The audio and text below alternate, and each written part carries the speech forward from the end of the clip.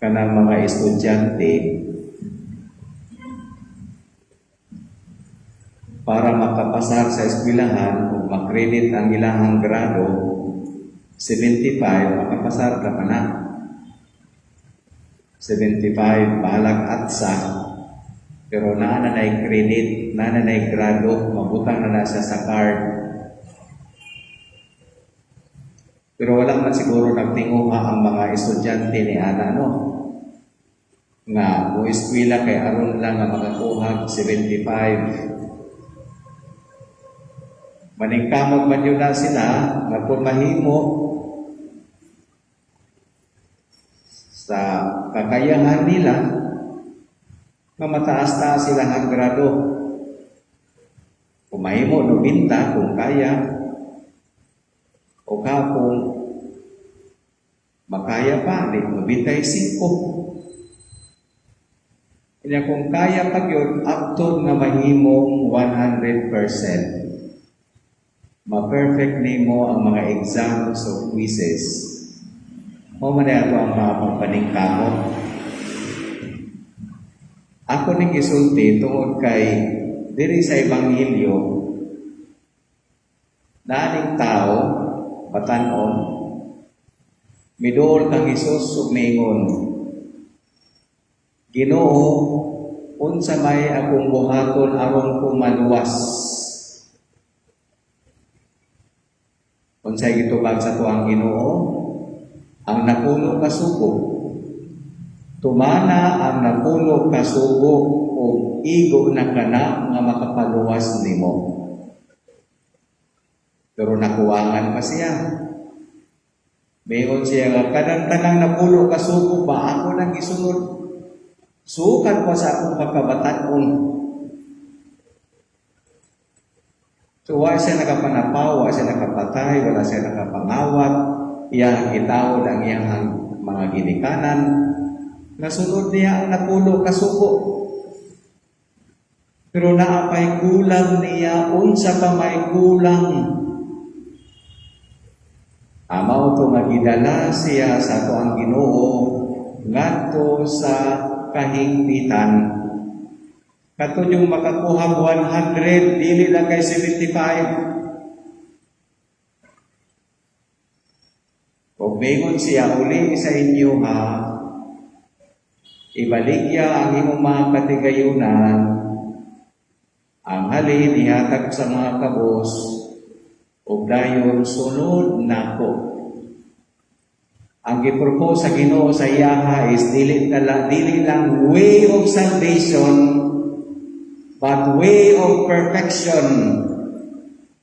Ang dalan na dili sa kaluwasan, kundili ang dalan sa kahingpitan. Kay kining tawhanan ang gasulod, ang iyang gisulod kanunay kaniadto ang balaod. Karon giauhag siya sa pagsunod kang Kristo. You do not just follow the law, but we have to follow Jesus Christ. A person. Sa mga ang kamatuuran, nagsunod kita sa kamatuuran, apan ang kamatuuran, wala na nagpabilin nga konsepto din sa itong una-una. Kundili ang kamatuuran, persona. Persona din ha sa ito ang Ginoong Jesucristo. Mao ni ang gihagit niya sa batan-on. Mayroon ka gusto kang mahigpit, ako'y sunda. Dili lamang nga nagsunod ka niya ng mga balaod, nga imuha ng dili di mo malapas, nga imo nang mapuyan, karon ako na'y sunda. Unya tungod kay musunod bang kanako, nagdemand ba ako 100%? Dili mahimong 50% lang sa imong kaugalingon, dili.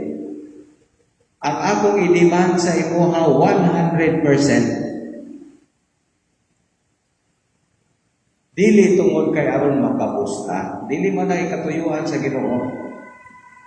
Muratag na ay mansanas ba nga napulo ka buok, Nya gustong pangayoon na sa atong Ginoo. Mingon siya, ambi na imuhang napulo ka mansanas. Ganun siya makaghawi ni anang napulo ka mansanas. Nakuyasot na, nabunog na, way lami, ambi na kay hatagan takaglaing napulo nga mas dagko pa ni ana, mas presko pa ni ana, mas kabugkog pa ni ana. Mao na iyahang logic, misag ambi ang tanan nimo, kay ang akong ipuli, ako mismo ipuli na ko diya sa imuha. Pero kung muhupot ta o muhawid ta, kay mao ang atong security, ang atong kwarta. Kwarta naging nga dautan na ha. Ato nagikinahanglan. Ang atong kaptangan dili na dautan. Kung sa may ato ang mga possessions, dili na dautan, hatag na sa Ginoo sa atoa. Pero kung ang atong security nakakabyon ni aning mga butangan, kawang ang tanan, kay mawag gini. Mawag ba gini? Kinahanglan atong ipunting ngadto sa atong Ginoong Jesucristo, kay siya lamang ang atong magunitan na makahatag kanato assurance. Ni ultimo insurance ha, di magani makahatag sa atong assurance. Kay na ko insurance nga gikuha gamay ra to. Pero ang insurance na lugi. Anak-quit sa ako ang gipalit. Bisag ka na ba? Bisag insurance data. Bisag ka ng security. Bisag na patay security guard, dili po dito secured.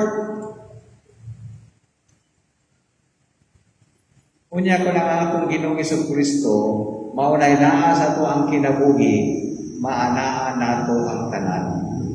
Maunay giingon sa usa ka santo, if God is with you, you cannot be poor. If God is not with you, you can never be rich.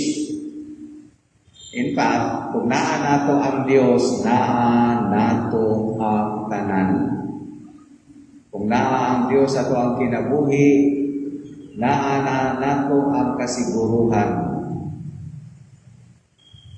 Tungod kay ang Dios maulang ay makatubag sa tanan nato nga mga panginahanglan sa lawas ug labi na gayon panginahanglan sa kalag.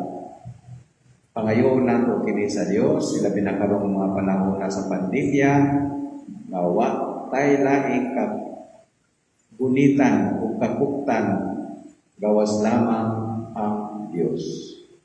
O kung ang Dios naa na kanato, wa kitay angay kahadlukan. Apan kung ang Dios wala pa kanato nagpuyo, hadlok yun ta. Naa yun tayo rason nga manghadlok.